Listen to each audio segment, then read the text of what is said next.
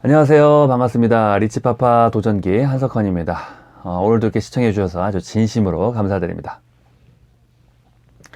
우리 사장님들 이 영상을 시청하실 때 그 유튜브 검색창에 리치파파 도전기를 검색하시면은 홈 화면이 나오고요. 이 홈 화면 바로 옆에 동영상이 나오는데 이 동영상 부분을 클릭하시면은 전체적인 동영상 목록을 한눈에 다 보실 수가 있습니다. 그래서 이 부분을 좀 참고하셨으면 좋겠고요. 오늘 드릴 말씀은, 오늘의 주제는 이 바이러니 보상 플랜의 주의사항을 좀 말씀을 드리겠습니다. 이 잘못된 사업 방법이라고 볼 수도 있고요. 잘못된 리더십이다 이렇게 볼 수도 있는데요. 저 같은 경우는 이 네트워크 마케팅 사업을 처음에 이제 15년 전에 처음 사업을 접했고, 한 3년 정도 정말 전업으로 정말 즐겁게 재밌게 사업을 이제 했습니다. 그래서 이 첫 경험이 굉장히 저에게는 아주 큰 비전으로 네트워크를 생각할 수 있었는데요. 아주 훌륭한 스폰서님 2명을 제가 만나서 사업을 했고요. 그리고 저는 2명을 소개했는데 이 2명, 우리 이제 친형과 후배를 소개했는데 이 2분을 통해 가지고 한 1년 정도 사업이 진행되다 보니까 한 150명 정도까지 파트너가 늘어나는 거예요. 원데이 세미나나 매일 출근을 하는 인원수가 150명입니다. 무슨 뭐 회원수, 소비자 수가 150명이 아니에요.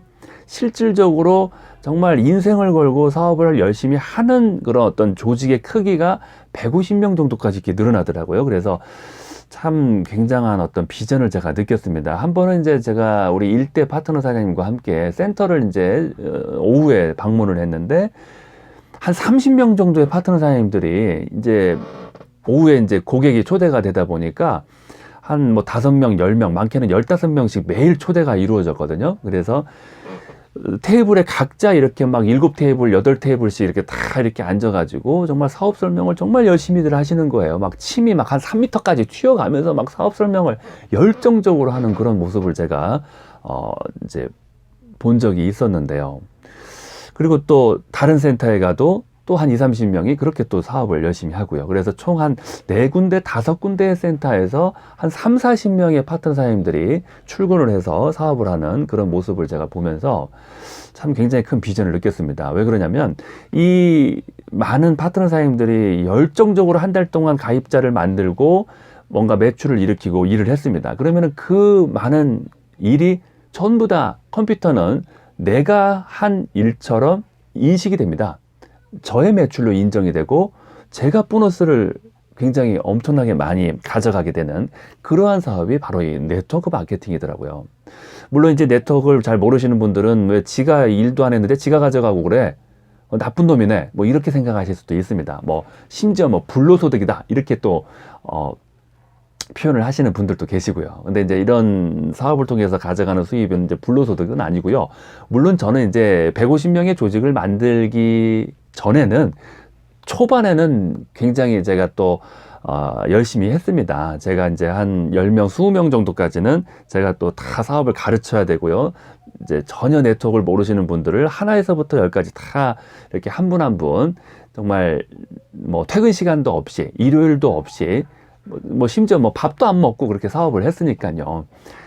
그렇게 이제 한 2, 3개월 정도는 아주 집중할 수 있는 그런 팀을, 기초적인 팀을 만들 수 있는 그런 시간을 가졌기 때문에 이제 자동으로 확장이 되고 복제가 돼서 이제 150명이라는 그런 조직을 가질 수가 있고, 그렇게 이제 많은 그런 보너스를 받을 수가 있었던 겁니다. 그래서 이제 불로소득이라고 볼 수는 없고요.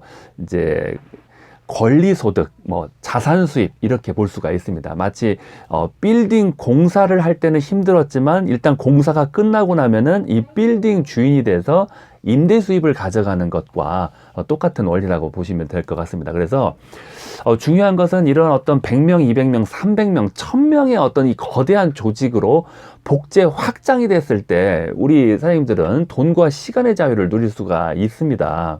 그러기 위해서는 처음에 10명, 20명의 이 기초공사, 이 기초공사를 정확한 방법을 가지고 네트워크를 하셨을 때 정말 자동으로 확장되는, 복제되는 그런 어떤 100명, 1000명의 조직을 가질 수가 있고 엄청난 성공을 하실 수가 있는데요. 이 기초과정, 이 10명, 20명 이 기초과정에서 주의해야 되는 점을 꼭 참고하셔야 되는 사업 방법에 대해서 오늘 말씀을 드리도록 하겠습니다. 첫 번째는 이 브레이크 어웨이 회사에서는 이런 문제가 없는데 바이러니 회사에서 사업을 하고 계시는 우리 사장님들은 좀 이 부분을 조심하셔야 됩니다.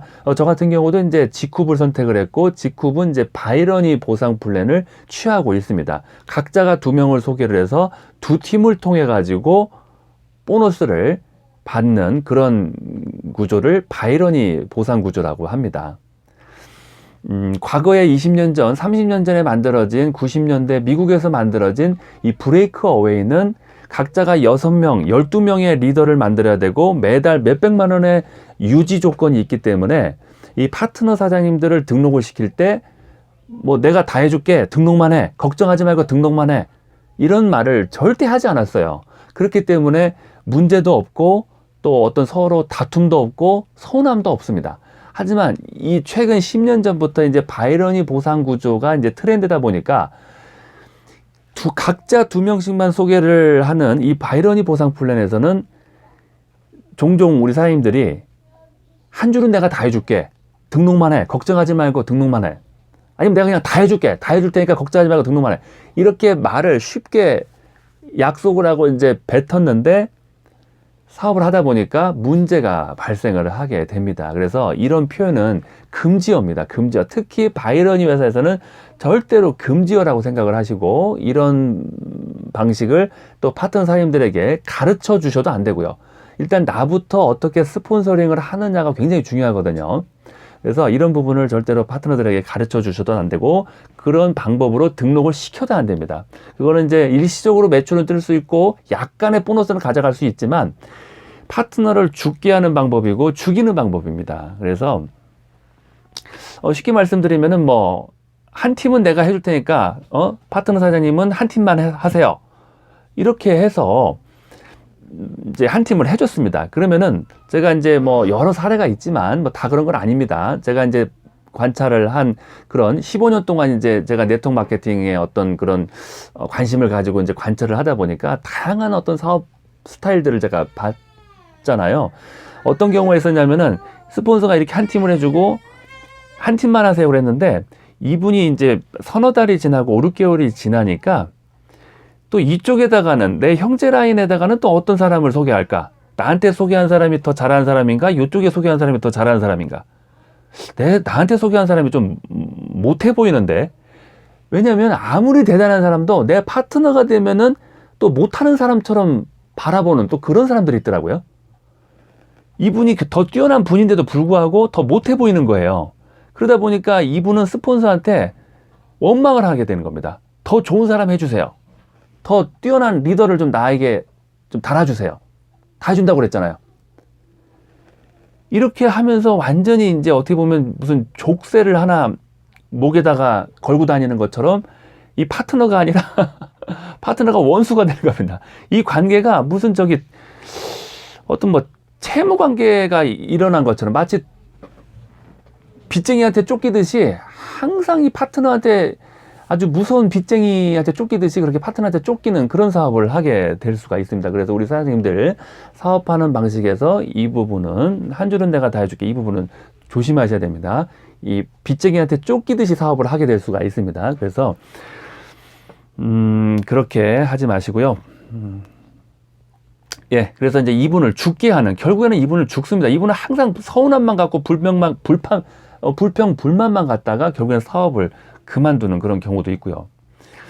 그리고 또 이쪽을 이제 하면 좋은데, 이쪽을 해줬으니까 이쪽을 하면 좋은데, 이쪽 할 생각은 전혀 안 하고 맨날 서운한 마음만 갖고 있어서 이쪽도 못 합니다. 그리고 설사 이쪽을 했다고 쳐도 이분이 또 제대로 사업을 하느냐? 그것도 아닙니다. 이분은 또 이분한테 또 불만을 갖고 요구를 해요. 아, 당신도 받았으니까 당신도 나를 해줘야 될 거 아니야? 왜 당신은 나를 안 해줘? 해주세요. 달아주세요. 항상 이렇게 뭐 싸움만 하다가 뭐 정말 1년 365일 중에서 한 300일은 싸움만 하다가 그냥 전부 다 사업을 그만둬 버리는 그런 경우를 제가 봤습니다. 예. 그리고 심지어 둘 다 해줘도, 이 파트너 사장님의 양쪽을 다 해줘도 또 문제가 발생하더라고요. 한 서너 달, 5, 6개월이 지나니까 여기 있는 파트너 사장님들이 이제 한 10명, 20명 되니까 이 10명, 20명의 파트너 사장님들이 이 사람을 굉장히 시기에 질투하고 미워하더라고요. 그리고 이분을 나타나기만 하면 재수없다고 그러고 심지어 꼴도 보기 싫다. 저 사람이 눈에 안 보이는 게 더 좋겠다. 눈에 보이면은 사업의 의욕이 떨어져 버린다.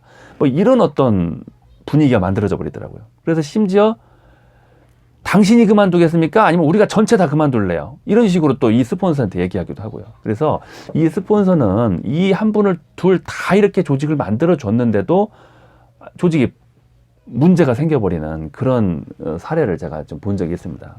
그래서 결국에는 이분이 그만두거나 아니면 이분이 그만 안 두면은 이 한 팀이 전체가 다 그만두기도 하고 뭐 두 팀이 다 그만두기도 하고요. 예, 그래서 아무튼 뭐 조금 잘 되는 것 같지만 잘 돼도 문제가 된다는 것을 좀 말씀을 드리고 싶고요.